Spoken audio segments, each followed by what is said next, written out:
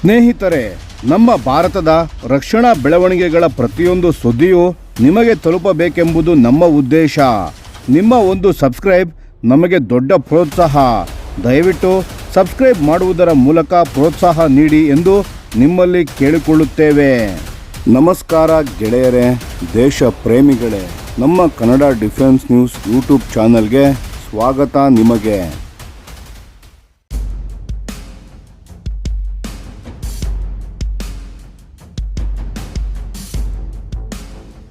ಭಾರತದ great Nicobar master plan, ಭಾರತದ ಆಧಿಪತ್ಯದ ಹೊಸ ಅಧ್ಯಾಯ. ನಮಸ್ಕಾರ ಸ್ನೇಹಿತರೆ, ಇವತ್ತು ನಾವು ಭಾರತದ ಭೂಪಟದಲ್ಲಿ ಕೇವಲ ಒಂದು ಚುಕ್ಕೆಯಂತೆ ಕಾಣುವ, ಆದರೆ ಇಡೀ ಏಷ್ಯಾದ ರಾಜಕೀಯ ಚಿತ್ರಣವನ್ನೇ ಬದಲಿಸಬಲ್ಲ ಒಂದು ದ್ವೀಪದ ಬಗ್ಗೆ ಮಾತನಾಡೋಣ. ಅದೇ ಗ್ರೇಟ್ ನಿಕೋಬಾರ್. ಕಲ್ಪನೆ ಮಾಡಿಕೊಳ್ಳಿ, ಒಂದು ಕಡೆ ಜಗತ್ತಿನ ಅತಿ ಉದ್ದದ ಸಮುದ್ರ ಮಾರ್ಗ, ಇನ್ನೊಂದು ಕಡೆ ಭಾರತದ ಅತ್ಯಂತ ಶಕ್ತಿಶಾಲಿ ಅಗ್ನಿ ಮಿಸೈಲ್ಗಳು. ಈ ಎರಡು ಸೇರಿದರೆ ಏನಾಗುತ್ತೆ? ಅದೇ ಟೋಟಲ್ ಡಾಮಿನೆನ್ಸ್. ಬಂಗಾಳ ಕೊಲ್ಲಿಯಿಂದ ಹಿಡಿದು ಮಲಕ್ಕಾ ಜಲಸಂಧಿಯವರೆಗೆ ಈಗ ಭಾರತದ್ದೇ ಕಾರುಬಾರು. ಇತ್ತೀಚೆಗೆ ನ್ಯಾಷನಲ್ ಗ್ರೀನ್ ಟ್ರಿಬ್ಯುನಲ್ ಈ 81,000 ಕೋಟಿ ರೂಪಾಯಿಗಳ ಬೃಹತ್ ಯೋಜನೆಗೆ ಹಸಿರು ನಿಶಾನೆ ತೋರಿಸಿದೆ. ಇದರರ್ಥ ಇನ್ಮುಂದೆ ಹಿಂದೂ ಮಹಾಸಾಗರದಲ್ಲಿ ಭಾರತ ಕೇವಲ ಪ್ರೇಕ್ಷಕನಲ್ಲ, ಬದಲಾಗಿ ಆಟವನ್ನೇ ನಿಯಂತ್ರಿಸುವ ಗೇಮ್ ಚೇಂಜರ್. ಈ ಗ್ರೇಟ್ ನಿಕೋಬಾರ್ ಎಲ್ಲಿದೆ ಗೊತ್ತಾ? ಪೋರ್ಟ್ ಬ್ಲೇರ್ನಿಂದ ಸುಮಾರು 520 ಕಿಲೋಮೀಟರ್ ದೂರದಲ್ಲಿದೆ. ಇದರ ಲೊಕೇಶನ್ ಎಂಥದ್ದು ಅಂದರೆ, ಇದು ಸಿಂಗಾಪುರ, ಮಲೇಷ್ಯಾದ ಪೋರ್ಟ್ ಕ್ಲಾಂಗ್ ಮತ್ತು ಶ್ರೀಲಂಕಾದ ಕೊಲಂಬೋಗೆ ಬಹುತೇಕ ಸಮಾನ ದೂರದಲ್ಲಿದೆ. ಆದರೆ ಇಲ್ಲಿರುವ ಅಸಲಿ ಆಕರ್ಷಣೆ ಅಂದರೆ ಮಲಕ್ಕಾ ಜಲಸಂಧಿ, ಮಲಕ್ಕಾ ಸ್ಟ್ರೈಟ್. ಪ್ರಪಂಚದ 25% ಹೆಚ್ಚು ವ್ಯಾಪಾರ ಈ ಕಿರಿದಾದ ಸಮುದ್ರ ಮಾರ್ಗದ ಮೂಲಕವೇ ನಡೆಯುತ್ತೆ. ವಿಶೇಷವಾಗಿ ಚೀನಾದ ಇಂಧನ ಪೂರೈಕೆಯ ಸಿಂಹಪಾಲು ಇಲ್ಲೇ ಹಾದು ಹೋಗುತ್ತೆ.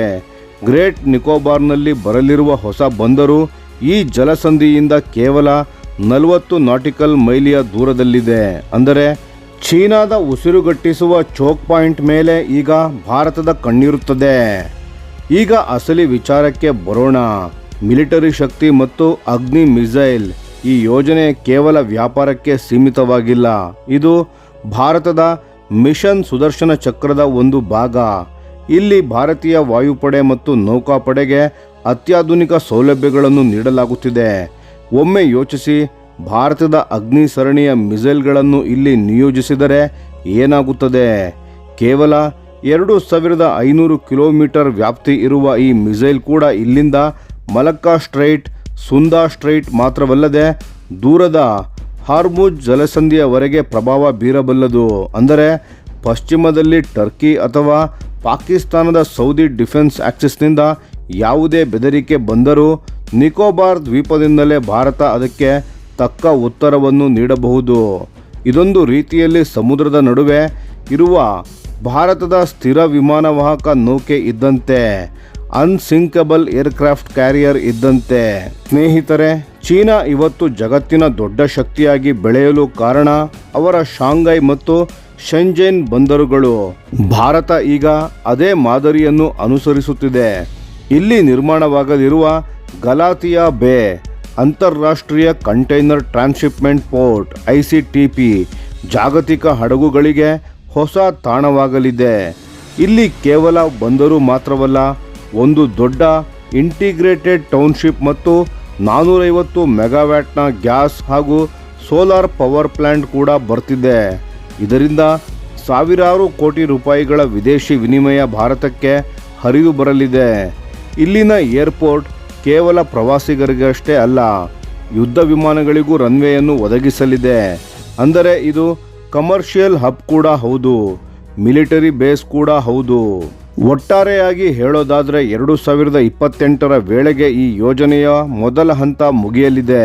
ಅಷ್ಟರಲ್ಲಾಗಲೇ ಭಾರತವು ಜಾಗತಿಕ ಸಪ್ಲೈ ಚೈನ್ನಲ್ಲಿ ಚೀನಾಗೆ ಪ್ರಬಲ ಪರ್ಯಾಯವಾಗಿ ನಿಂತಿರುತ್ತದೆ. ಇದು ಕೇವಲ ಒಂದು ದ್ವೀಪದ ಅಭಿವೃದ್ಧಿಯಲ್ಲ, ಇದು ನವ ಭಾರತದ ಶಕ್ತಿಯ ಪ್ರದರ್ಶನ. ನಿಮಗೇನೆನಿಸುತ್ತದೆ ಸ್ನೇಹಿತರೆ? ಗ್ರೇಟ್ ನಿಕೋಬಾರ್ ಯೋಜನೆಯಿಂದ ಭಾರತವು ಹಿಂದೂ ಮಹಾಸಾಗರದ ಏಕೈಕ ಸಾಮ್ರಾಟನಾಗಲಿದೆಯೇ? ನಿಮ್ಮ ಅನಿಸಿಕೆಯನ್ನು ಕಾಮೆಂಟ್ ಮಾಡಿ ತಿಳಿಸಿ. ಧನ್ಯವಾದಗಳು.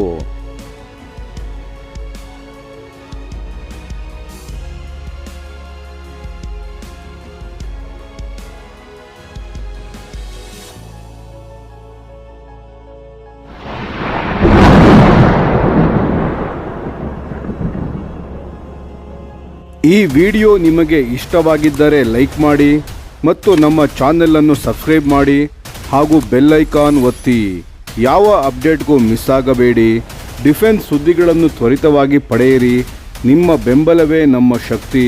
ಭಾರತ ಬಲಿಷ್ಠವಾಗಲಿ ಎಂದು ಆಶಿಸುತ್ತಾ ಭಾರತ ಮಾತೆಗೆ ಜೈ. ಧನ್ಯವಾದಗಳು.